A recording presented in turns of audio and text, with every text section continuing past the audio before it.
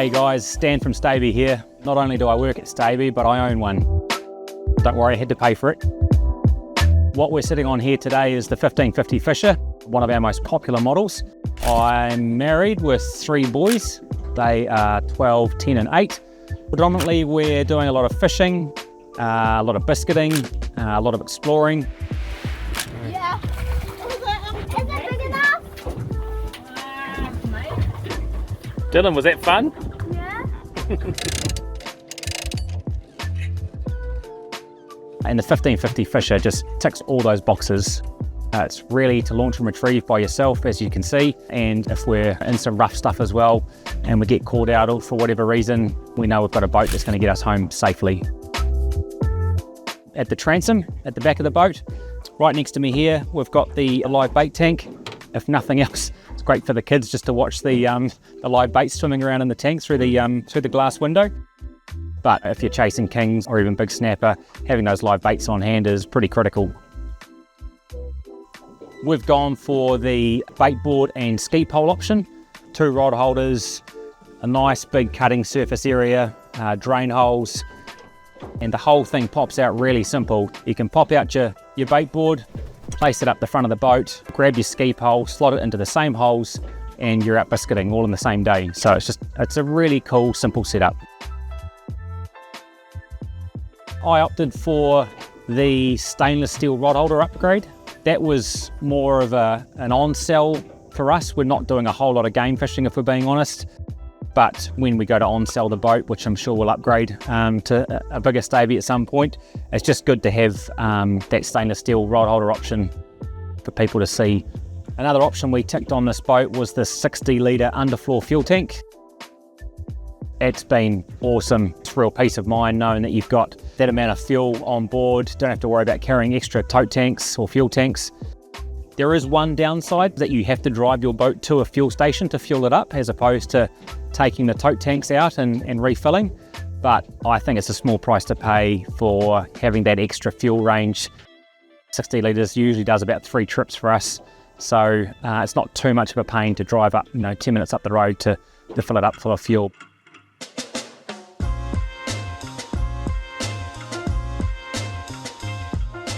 As you can see on this boat, we've gone for the full clear, so front and side clears, along with the rod and canopy arch. I must admit, I was a little bit apprehensive about, spending money on the full clears. I thought we'd just be fine with the canopy, the bimini. But my dear wife convinced me to get the clears, and what do you know, the first trip out, it was raining a bit sideways, and we needed a bit of extra protection, and the clears just worked perfectly. You could roll up and down the front just to have the front section opening.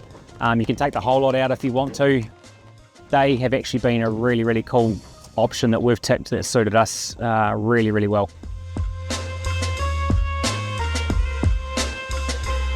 A few safety features that we've incorporated. We've got the fire extinguisher mounted up in the bow here. We've got the locator beacon mounted on the side of our rod and canopy arch. And I've got the flare kit and safety kit inside my Yamaha float bag. Never had to use them, thankfully, but just some backup options in case shit gets sideways. It's all mounted here in the boat.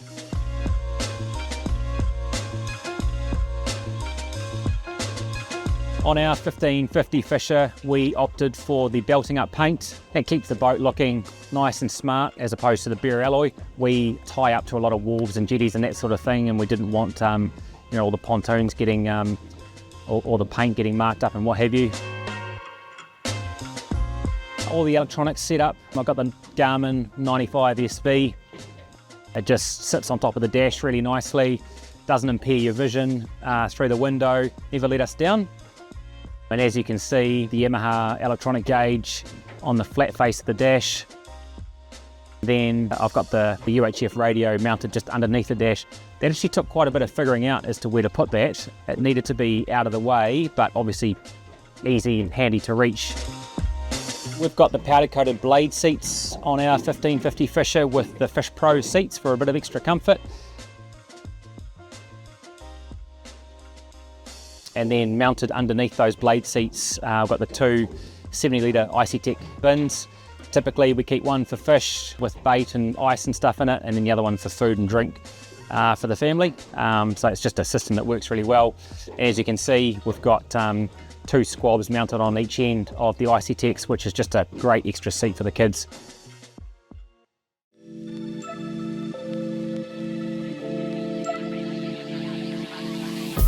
So as with every Stabi, we've got combing storage at the rear here.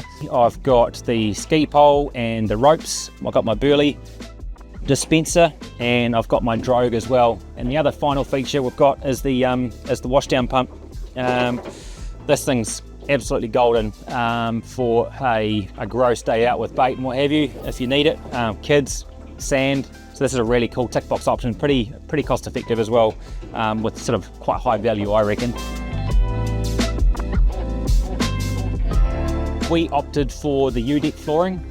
I've had boats with U-deck, without U-deck, with tube floor matting, but the U-deck flooring is by far and away the best underfoot material you can have, I reckon, on any boat. Spend the whole day in bare feet, easy to clean, just a light scrub at the end of the day, keeps it looking really nice. It's just so comfortable and just makes the boat really look quite nice. You've got your measuring mats on either side, metric and imperial.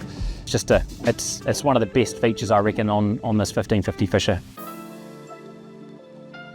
In summary, the 1550 Fisher, just the perfect all-round boat for me and my family. A wife and 3 boys, a lot of fishing, a lot of exploring, biscuiting, just a fun little boat, easy to manage, easy to handle. I can handle it, my wife can handle it, the boys can handle it. It's just the perfect, I reckon, entry-level boat for someone with a young family, even by themselves, just to get into boating. The 1550 Fisher is just the perfect all-rounder.